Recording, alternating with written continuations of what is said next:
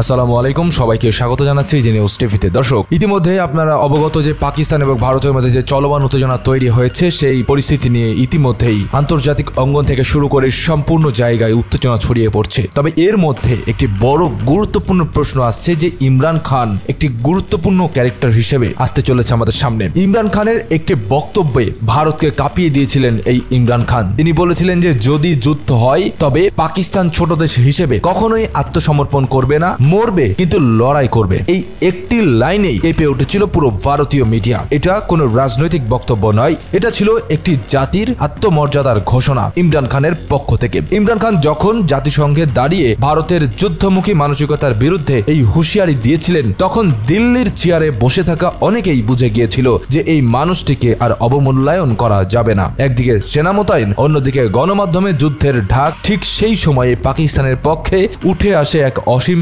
সাহসের কণ্ঠ ইমরান খানের কণ্ঠ থেকে। এই ভিডিওতে আজকে আমরা জানবো যে কিভাবে ইমরান খানের এক বক্তব্য ভারতীয় আধিপত্যকে সোজাসাপটা জবাব দিয়ে কাঁপিয়ে দিয়েছিল।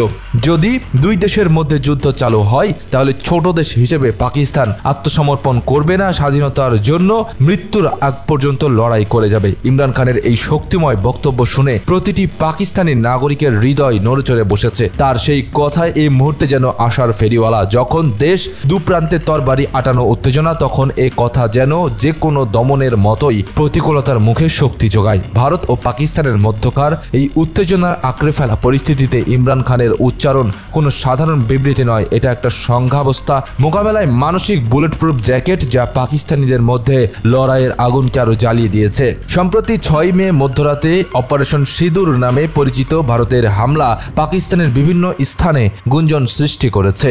ভারতীয় দফায় দফায় দাবি, তারা জয়শ-ই মোহাম্মদ ও লস্কর-ই তাইবার গুপ্ত ঘাঁটিতে ভাইরাল ধ্বংসযজ্ঞ চালিয়েছে। যদিও পাকিস্তান প্রেসিডেন্সিয়াল সোর্সেস বলছে হামলায় অন্তত 8 জন বেসামরিক নিহত ও 35 জন আহত হয়েছে।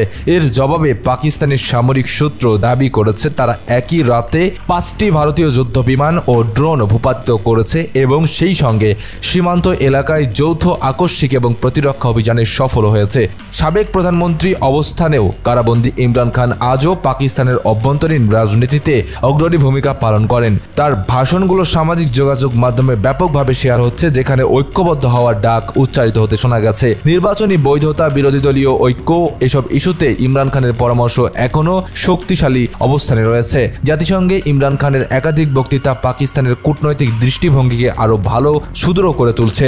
বর্তমান উত্তেজনাপূর্ণ আকাশ ছোঁয়া পরিস্থিতিতে প্রশ্ন উঠছে যে ইমরান খান কি ধারাবাহিকভাবে এই সংকট মোকাবেলায় জনগণের ভরসা হয়ে উঠতে পারবে? তার বক্তব্যগুলো কি শুধু আবেগ জাগাবে, নাকি এগুলো রাজনীতি ও কূটনীতিতে বিশাল পরিবর্তনও আনবে? দর্শক, সম্প্রতি ইমরান খান ইস্যুতে ভারত পাকিস্তান উত্তেজনার মধ্যে ইমরান খান কেন জেলের মধ্যে বন্দী রয়েছে এবং কেন তাকে মুক্তি করে দেওয়া হচ্ছে না, এই নিয়ে চলছে আরেক ধরনের পাকিস্তানের অভ্যন্তরে উত্তেজনা। এই মুহূর্তে দর্শক, আপনাদের কাছে কি মনে হয়, ইমরান খান মুক্তি পেলে ভারতকে কি আরো ভালোভাবে শায়েস্তা করতে পারবে? আপনাদের মূল্যবান মতামত অবশ্যই আমাদেরকে কমেন্ট বক্সে জানাতে পারেন। ভিডিওটি ভালো লাগলে একটি লাইক করে দিন। দেশ বিদেশের এমনই সব খবরাখবর সবার আগে আপডেট পেতে আমাদের চ্যানেলটিকে সাবস্ক্রাইব করে পাশে থাকা অল নোটিফিকেশন অন করে দিন। ধন্যবাদ।